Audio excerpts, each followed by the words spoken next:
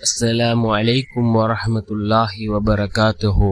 الحمد لله الذي نحمده ونستعينه ونستغفره ونؤمن به ونتوكل عليه أما بعد.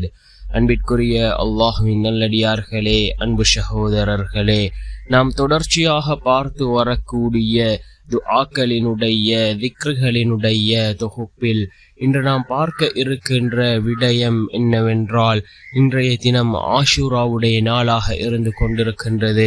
இந்த திக்ரை 100 தடவைகள் ஓதுவோம். இந்த திக்ரை ஓதுவதன் மூலமாக செல்வந்தர்களை விட அதிகமான நன்மைகளை நம்மால் பெற்றுக்கொள்ள முடியும். அந்த அளவுக்கு சிறந்த ஒரு திக்ரை தான் நாம் இன்றைய வீடியோவில் பார்க்க இருக்கின்றோம். அன்பார்ந்தவர்களே, அல்லாஹ்வின் நல்லடியார்களே, அதிகமானோர் நம்முடைய சேனலை சப்ஸ்கிரைப் செய்யாமல் பார்த்து கொண்டிருக்கின்றீர்கள். நீங்கள் சப்ஸ்கிரைப் செய்து லைக் இடுவதன் மூலமாக நமது சேனலில் உள்ள வீடியோக்கள் இன்னும் பல சகோதரர்களுக்கு கொண்டு போய் சேர்க்கப்படும்.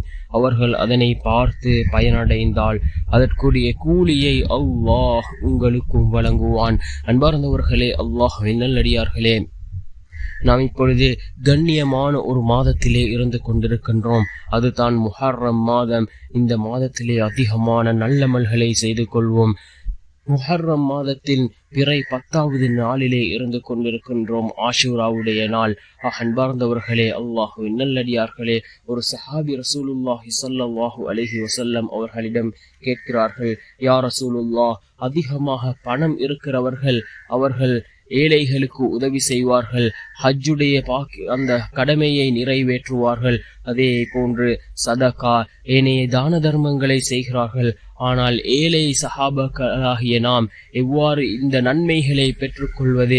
இவர்கள் அதிகமான நன்மைகளை பெற்று எங்களுக்கு முதல் சுவர்க்கத்திற்கு நுழைவார்கள் என்று கேட்ட பொழுது அதற்கு ரசூலுல்லாஹி ஸல்லல்லாஹு அலைஹி வஸல்லம் அவர்கள் இந்த திக்ரை கற்றுக் கொடுத்தார்கள்.